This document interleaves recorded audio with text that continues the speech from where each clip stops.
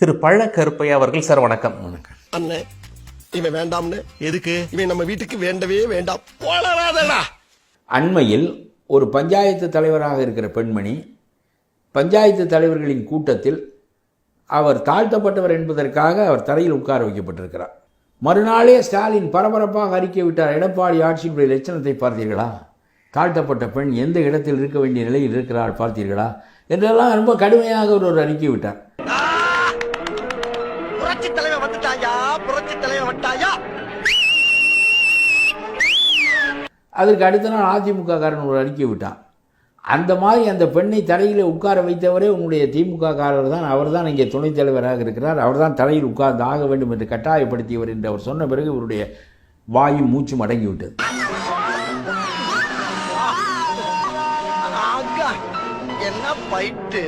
நான் கேட்கிறேன், அது எடப்பாடி என்று நான் நினைத்தேன். எடப்பாடி இல்லை, நம்முடைய கட்சிக்காரன் என்றால் அவன் கட்சியை விட்டு வெளியேற வேண்டும். திமுகவில் இது போன்ற கருத்துடையவர்கள் கட்சியை விட்டு இப்பொழுதே வெளியே போய்விடுங்கள், திமுக அத்தகைய கட்சி அல்ல என்று உடனே பேச வேண்டாம். அவர் எடப்பாடி செய்திருப்பார் என்று கருதி எந்த குற்றத்திற்கும் எடப்பாடி தான் காரணமாக இருப்பார் என்று அவர் மீது பாய முடிந்த நீங்கள், செய்தவன் நம்முடைய கட்சிக்காரன் என்று தெரிந்த பிறகு அந்த பாய்ச்சல் ஏன் நின்று விட்டது?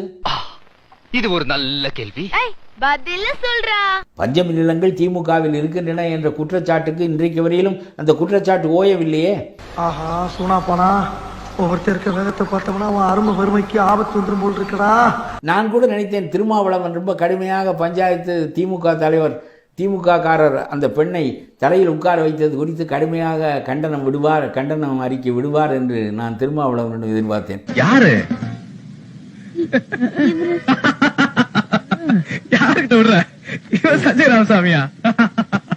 என்ன செய்வது? கூட்டணி செய்தால் நாம் சாய்த்து கொடுத்து போக வேண்டியது இருக்கிறது. வேறு ஒருவர் செய்தால் அதனுடைய போக்கு வேறாக இருக்கிறது. நான் அண்டாவுக்குள்ள ஈயத்தை எடுத்துட்டு உள்ள போன உடனே இப்படி சுத்தும் போது நீ இப்படி சுத்தணும், நான் இப்படி சுத்தும் போது நீ அப்படி சுத்தணும். ஏன்னா இவன் பூசுன மாதிரி இருக்கணும், பூசாத மாதிரி இருக்கணும், பார்த்தா பழைய இருக்கணும். இதெல்லாம் தொழில் நேக்குமா? ஒரு காலத்தில் மாநில சுயாட்சி அடைய வேண்டும் என்றார்கள், இன்னொரு காலத்தில் தனி நாட்டை அடைய வேண்டும் என்றார்கள். இப்பொழுதெல்லாம் எடப்பாடியை போக்கடித்து விட்டு நாம் உட்கார்ந்தால் போதும் என்று கருதுகிறார்களே தவிர வேறு என்ன அவர்களிடம் இருக்கிறது? என்ன செய்ய முடியும்? துரைமுருகனும் பொன்முடியும் மற்றவர்களும் ஸ்டாலினும் உட்கார்ந்து கொண்டு என்ன செய்ய முடியும்? இவர்களுக்கு என்ன புதிய எழுதி கொடுப்பதை பேசிக் கொண்டிருக்கிறார்கள். இதுக்கு அதுக்கு என்ன சம்பந்தம்? அந்த ரூட்ல வர்றீங்க, ரொம்ப புண்படுத்துறாங்க. இவர்கள் வாடகைக்கு பெற்ற அறிவை கொண்டு இவர்கள் அரசியல் நடத்துகிறார்கள். இவர்களால் என்ன செய்ய முடியும்? வாடகைக்கு பெற்ற அறிவை கொண்டு இவர்கள் அரசியல் நடத்துகிறார்கள். நீ கேட்ட ஒவ்வொரு கேள்வி என்ன செருப்பால் அடிச்ச மாதிரி இருக்குடா. மாதிரி இல்ல, உண்மையிலே செருப்பால தான் அடிச்சது.